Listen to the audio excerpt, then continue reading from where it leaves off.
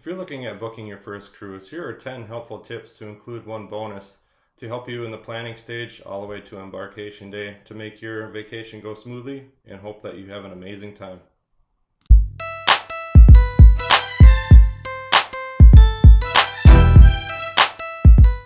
Hey everybody, it's Eric with your North Shore Travelers and welcome to our channel. Now I know there's a lot of advice out there with other YouTubers. These are some tips that I had learned along the way myself and stuff that I've considered. And starting off with number one is the research.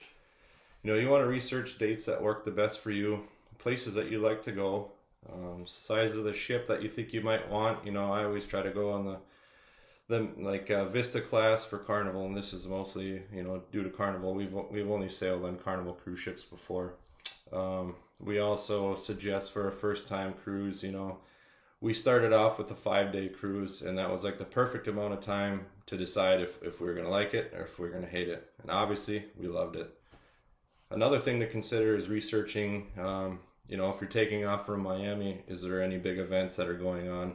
We ran into this last time. I didn't really look into it, and I found out after the booking that there was a Miami Marathon going on. In turn, all the hotels tripled in price for that weekend before we set sail. So that's something else to consider when you're looking at booking. You want to look at the cruise dates, see if there's any major events going on, big concerts, football, basketball games, anything like that, or in our case, a marathon.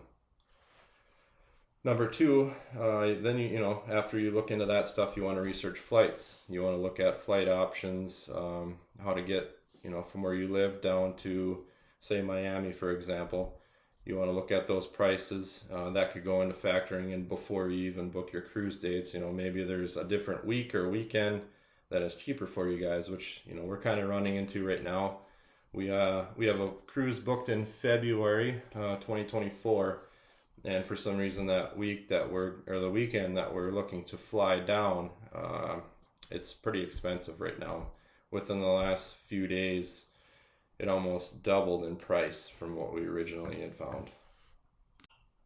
The next tip I would suggest is to research hotels. I recommend you fly down the day before your cruise, as airlines are pretty unreliable nowadays.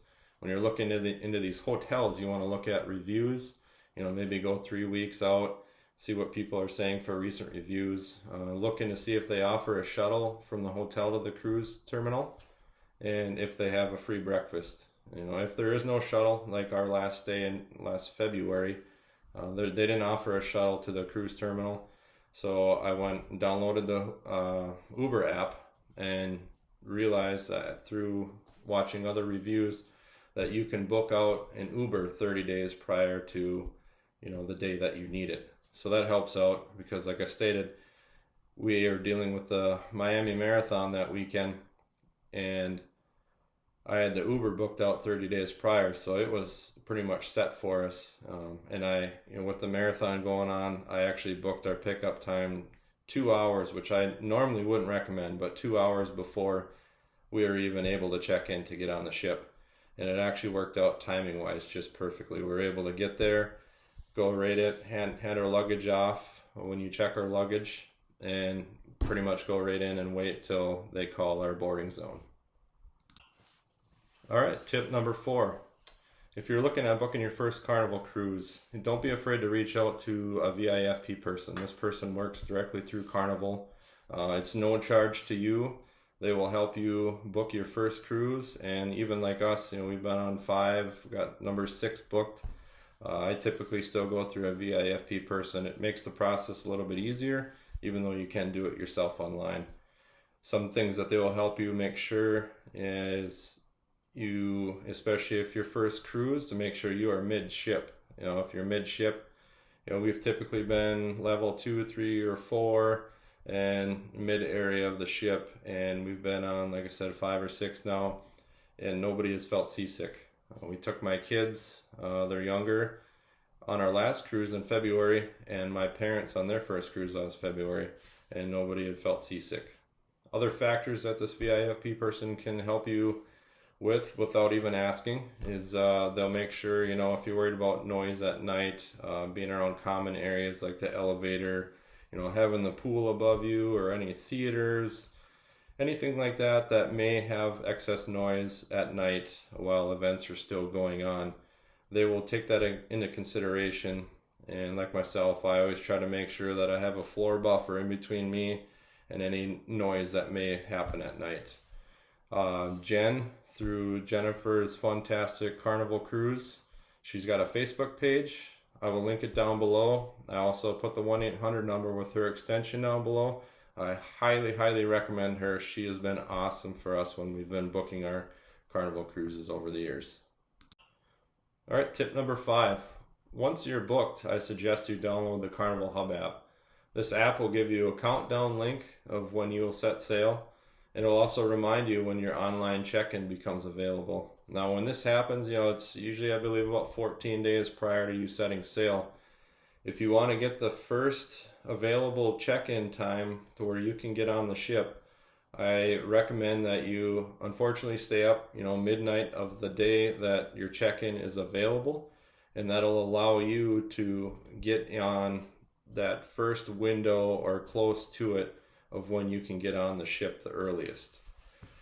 The next thing that in the app that'll be available once you have it booked is you'll have your list of specialty dining options if you would like to pay for something that is not free on the ship.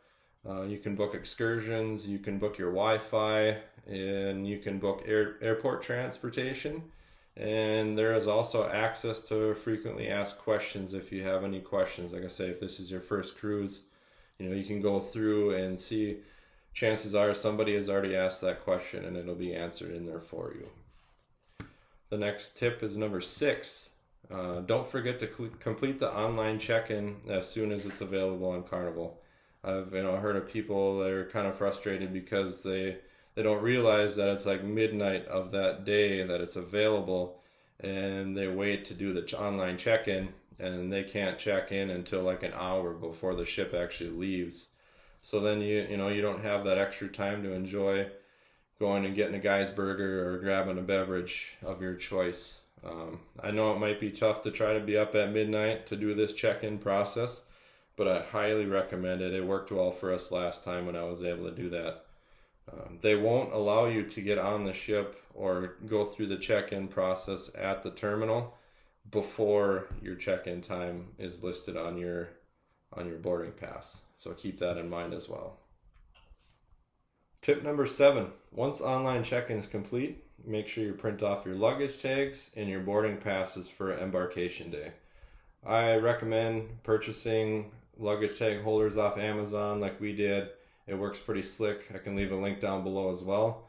So when we get up in the morning at the hotel to check out, we throw our luggage tag holders and our luggage tags in there, and that way we don't have to worry about, if it's just stapled. I've seen where they get ripped off when they're loading them onto the ship, and they got to try to track down who's missing luggage or whose luggage it is. Every person also needs to have their own boarding pass. You can't print off double-sided and hold the boarding pass for your significant other or anything like that. You got to be printed off, one-sided, and everybody's got to have their own boarding pass in hand. Tip number 8, make sure you have all your necessary travel documents with you.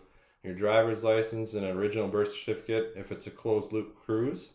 So meaning if it takes off from Miami and it ends back in Miami, it's a closed loop cruise. So you can travel with a driver's license. It's got to be a valid driver's license, an original birth certificate with the raised seal. Obviously other options from that are a passport card, which is what we got for my little kids. Makes it pretty slick. And then there is the passport book. And please do not leave these items in your check bag when you get to the terminal. Make sure you have them with you as well.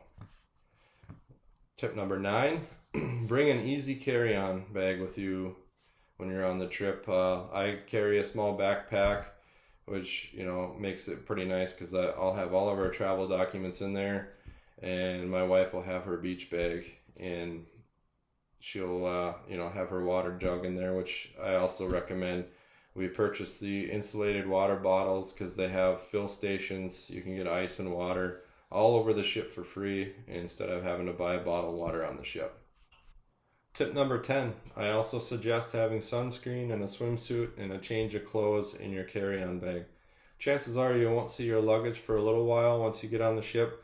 The ship might set sail and your luggage might not be in your stateroom yet, but do not panic. It could take another hour or maybe up to another hour before your luggage ends up in your room once the ship is left. And that brings me to my next little reminder. In order for that ship to leave, everybody must attend the muster drill. So please, once you get right on the ship, go find your muster station. It'll be printed on your boarding pass. Get checked off that list. Otherwise, the ship cannot leave, and they will start calling your name over the loudspeaker if they're waiting on you to complete that drill. Now, for the bonus tip, I also recommend that you plan on bringing cash and credit cards for when you're in the ports. I don't recommend using debit cards in the ports. The cash amount is up to you. Depending on the cruise length, we've brought anywhere from $500 to maybe $800 cash. Obviously, any remaining cash that we have in the end, you just bring home with you and deposit back in your account anyway. So don't forget, please do not use your debit card in the ports. This completes my helpful tips for when booking your first cruise and going on your first cruise. I hope it's very helpful and you decide to book and have that amazing vacation.